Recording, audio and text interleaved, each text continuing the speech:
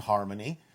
Again, there are many, many different versions of a peaceful, beautiful, positive Earth. Too many to describe in this brief time that we have for these transmissions. So just use your imagination and imagine the kind of world that you believe would be relevant for you, even though it might not contain the idea of extraterrestrial contact. Okay, and what is experience like for beings who are outside of space and time or who have a different kind of frequency than ours? Are they still trying to learn and evolve in some way, or are they just helping out the rest of us? What about the Helping, Asasani? What yes. are you working on learning and healing or becoming through your lives? Learning never ends, exploring never ends, growing never ends, expanding never ends. It's infinite. And the idea of helping others is learning. It's learning different abilities, different traits, different ways of communicating and relating. There are many, many different ways to expand and grow, an infinite number, as we said. So no, it never stops. We are also always expanding. We are learning from other races more advanced than our own, learning from spirit, exploring other dimensions, so on and so forth. Again, it never ends. When a human shifts their neurology, what are some of the symptoms and effects to be aware of?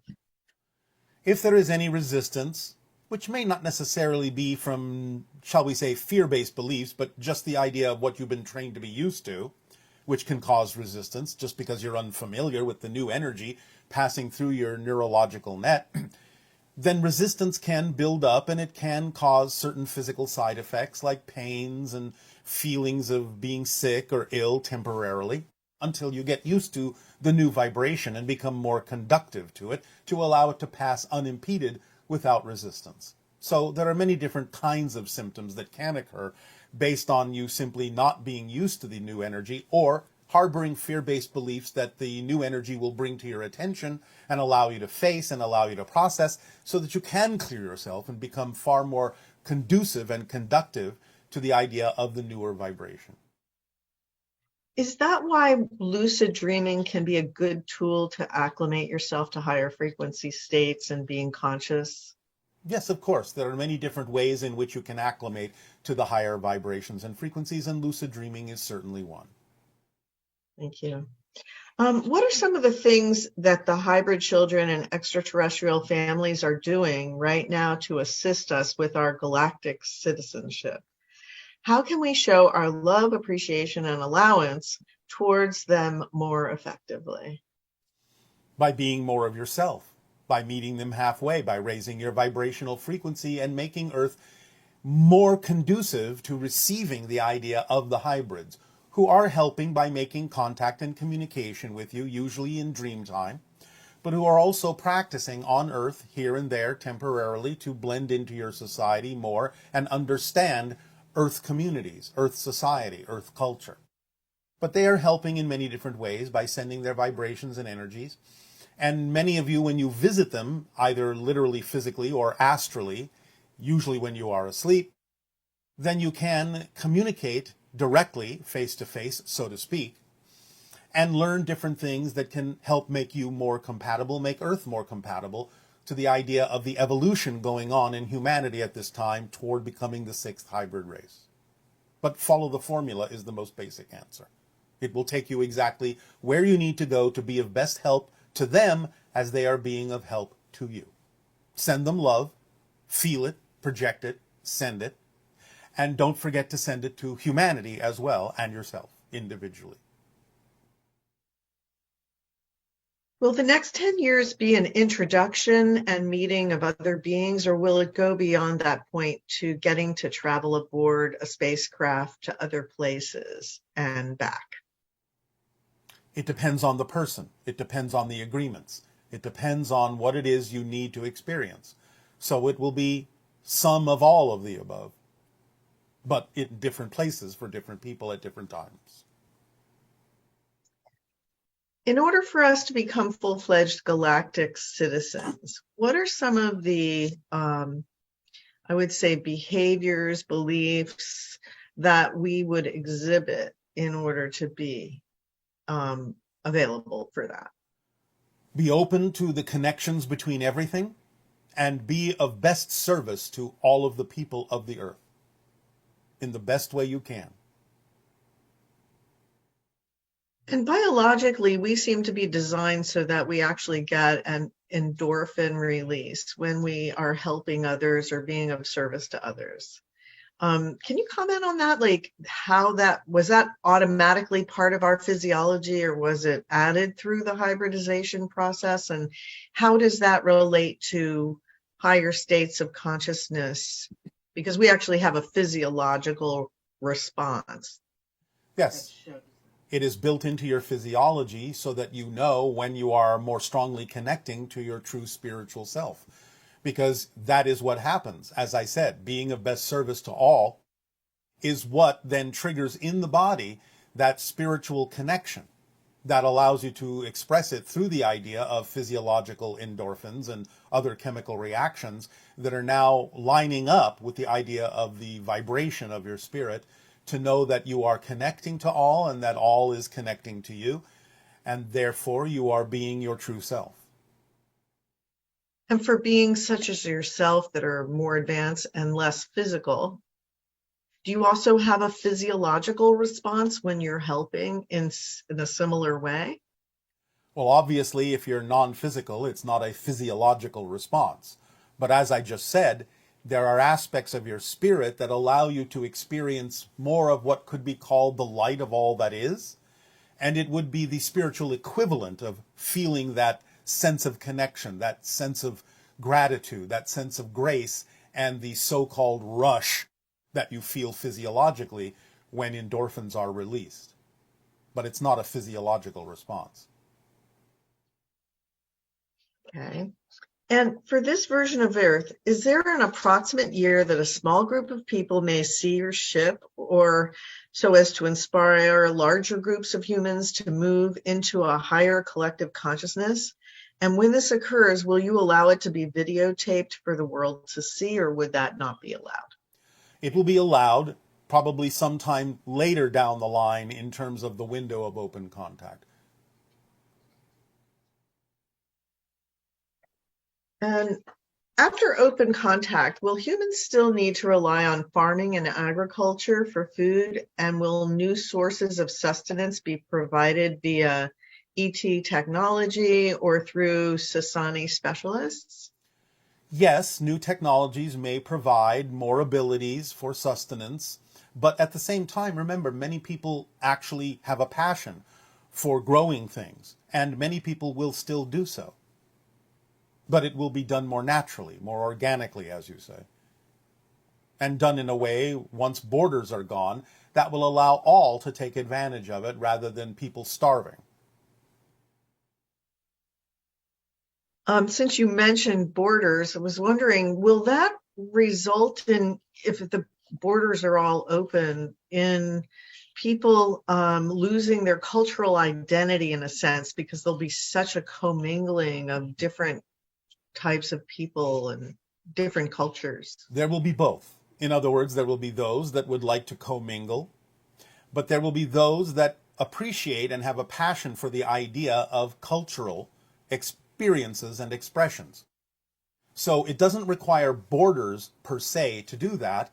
It only requires agreements among certain individuals to form groups that will, in some sense, continue to experience cultural expressions. It will be both. Not wanting to lose the value of understanding the diversity in the human culture overall, many smaller experiences and expressions of culture will be maintained for quite some time. And earlier you've mentioned that the Greys approached the hybridization process from a perspective that they wanted to preserve their culture. Can you comment on that? Just the whole idea of human culture, ET culture, and why that's such a strong desire to perpetuate a certain culture? Because it is unique. And as we say, the idea of unification is not the product of homogenization. It's the product of absolute validation of all the differences, the unique differences. cultures are uniquely different from one another. And therefore, when you allow yourself to explore cultures more deeply, you will actually find a very, very rich source of information and new perspectives that heretofore most of you have not experienced on your planet. Because you actually avoid really looking deeply into different cultures because you are so focused on your own. But when the borders of culture drop, then you can truly deeply explore the different cultures in a way where you can mine them for rich information and rich experiences beyond what you're experiencing now. And just along those lines, I would anticipate that that kind of scenario works when people are more evolved and more capable of self-governance, so they're not harming other people and making good choices in terms of how they relate to others. Yes, but again, it can work in both directions. A willingness to explore other cultures more deeply can also bring about what you're talking about in terms of awareness and self-governance. Yes, because right now it seems like there's a lot of behavior that goes on Earth that would not necessarily be something other people would want to experience. Yes, Because it's negative. but we're not focusing on that in this case. Correct. Okay, so are there any places on Earth where an open contact with representatives of your civilization is more probable than others? Sedona, which is why my ship is above Bell Rock. How high is it above Bell Rock right now? 500 miles. That's the closest you've been, huh? Yes. For some And that's things because are we're in the about, window. yes, some things are about to happen.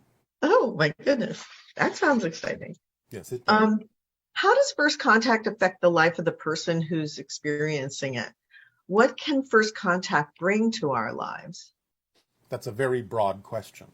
The idea, therefore, is understand that when your mind opens up to the fact that you are one among many, an almost infinite number of beings in your own galaxy, it allows you to understand community and connection in a very different way, allows you to experience a broadness of perspective in a very different way than you do now. It also affects your ability to explore things not only physiologically throughout the cosmos and give you insight into new perspectives and new technologies, but also allows you to perpetuate your exploration into the astral realm because it raises your vibration to the point where slipping, shall we say, in and out of your physical form becomes more commonplace. And is there a way to create connections or relationships, i.e. alliances, with the aliens that will soon be making themselves known to Earth?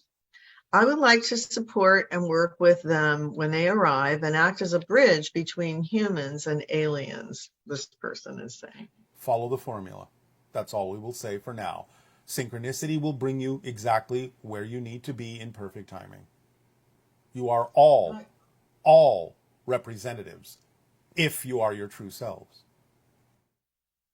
And I would imagine that as people explore the idea of different alien groups and things like that, if you find yourself strongly attracted to a particular group, then you would follow that excitement basically and help yourself have a deeper understanding of who you're connecting with. Yes, but that's not really the intention of the question. The intention of the question is what can be done on Earth.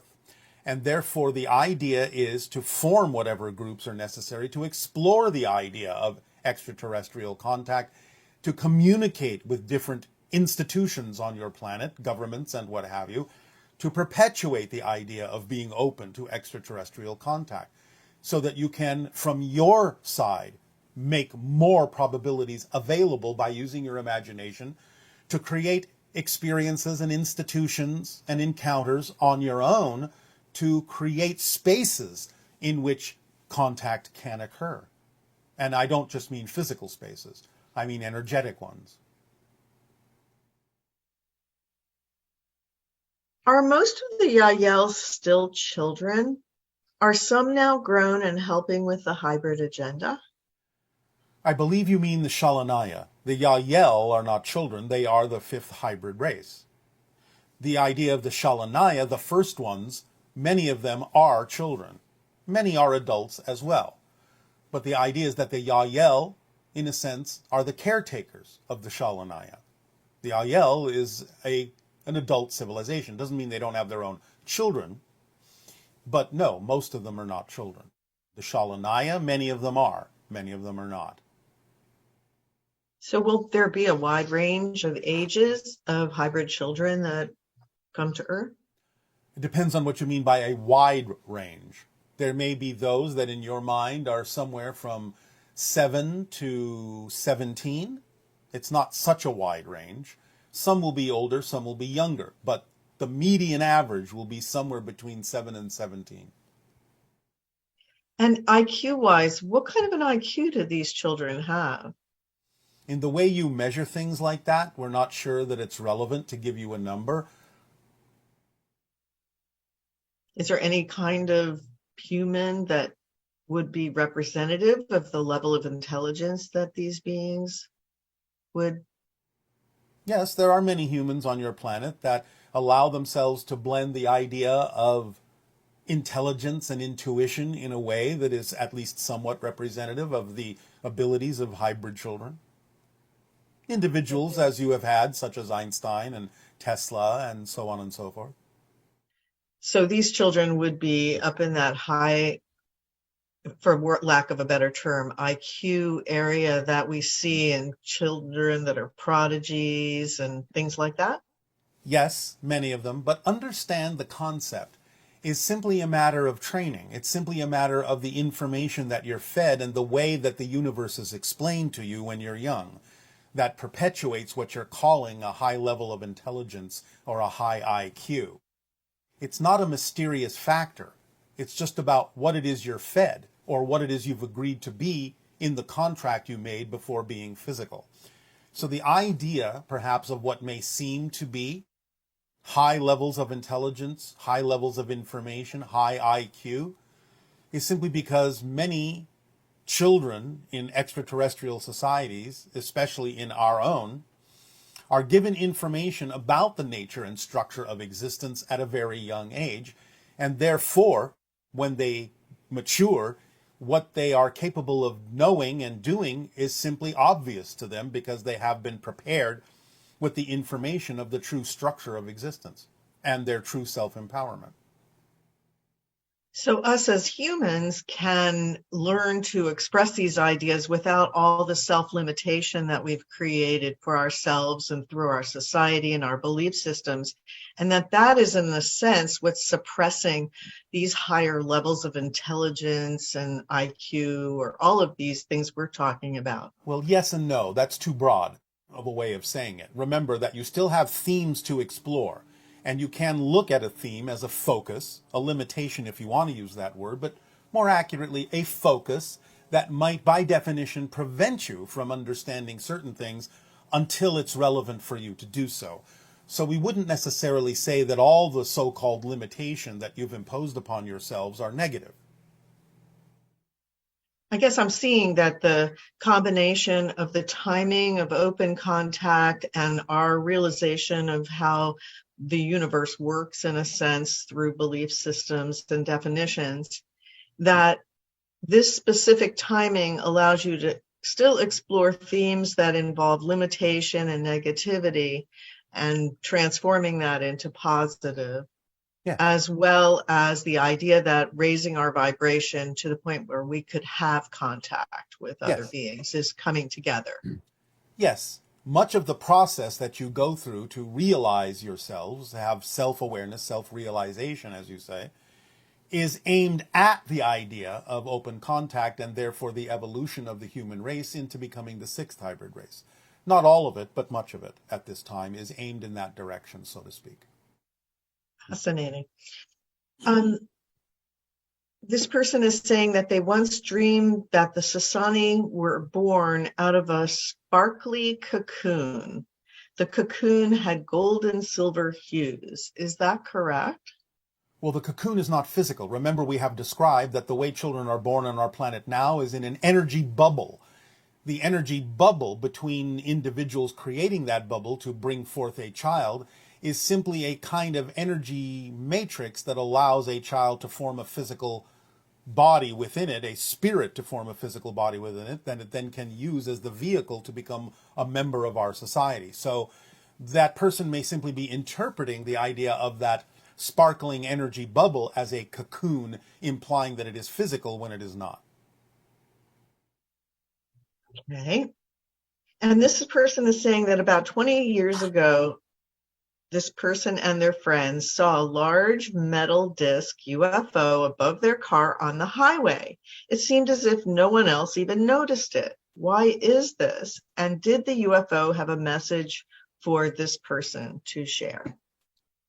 Most sightings like that are simply trigger moments to allow you to start exploring different ideas, different notions. Knowing for a fact that such things are now real changes everything in your reality based on what you have previously been taught to believe is true. Therefore, it helps elevate you to a new level of understanding, a new level of awareness, and a new level of exploration as to what the universe is actually all about. The idea, in that sense, allows you to start investigating things that you didn't investigate before, again, toward the idea that you have connections to those beings and that you are part of and have agreed to be part of the idea of the evolution into the sixth hybrid race. And what are some expressions of humanity that reflect our utilization of the epsilon frequency, which we receive from your world through our moon? Deeper exploration of your beliefs, especially the emotional components of them, is what the epsilon vibration allows you to be more capable or more probable of achieving. By understanding yourself more deeply on the emotional levels, you can understand how the emotions connect, how they are expressions of different beliefs that you may be harboring in your unconscious mind, that can then come through the subconscious in a way that allows you more efficacy at handling them and processing them in a way to clear out any fear-based beliefs you may be holding on to. And is there an intergalactic... Oh, one moment. The epsilon frequency may also be of great assistance in helping balance the idea of what you call male and female energies within each and every individual as well. What are some of the ways that we can see that imbalance in male and female energy on our planet? Oh, I think that's obvious. Is it the expression of war, for example? That's one. And the idea of domination by That's one another. sex over another? Abuse is one. And just the different way that children are treated, male versus female? All of it.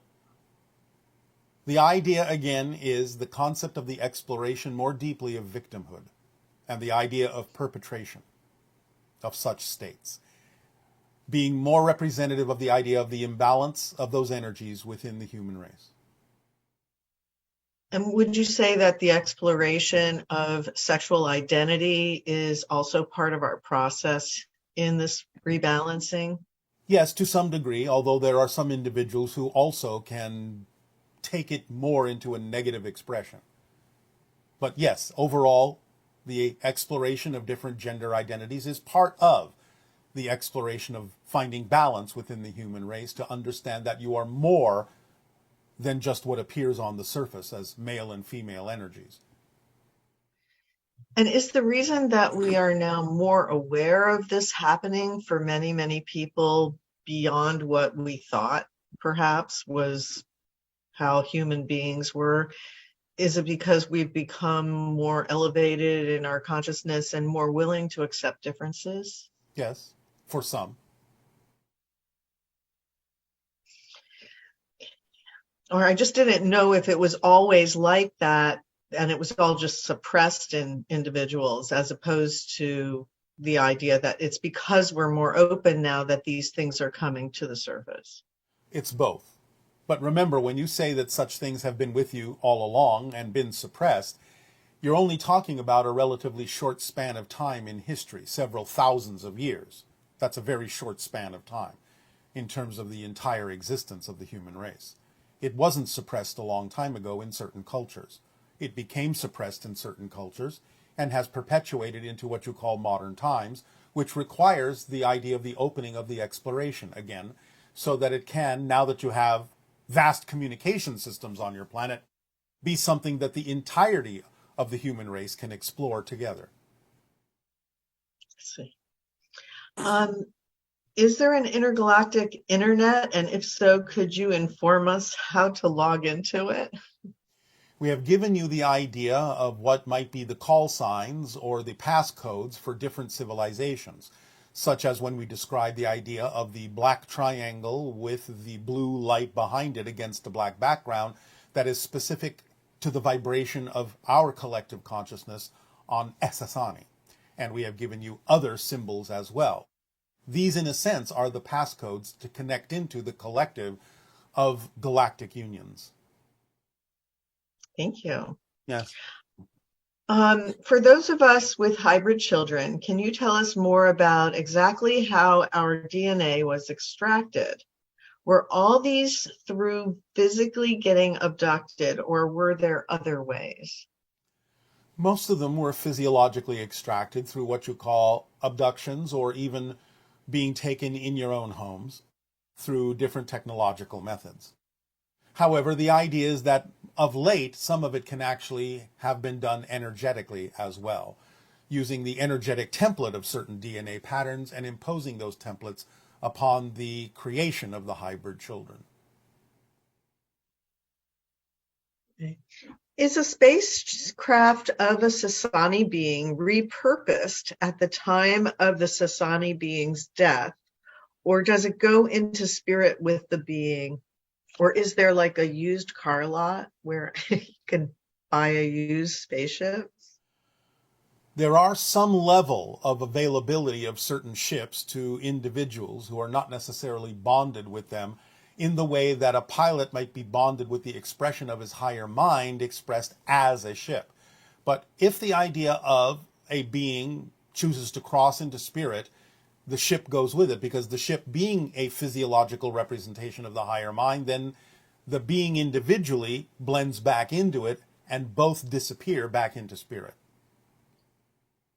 Is that similar to the idea that the Egyptians had when they mummified, and they also brought with them in their death chamber all of these important physical things and living things that were important in their life? Well, it's a very simplistic and not quite accurate analogy, but I suppose it will do as a symbol. I just wonder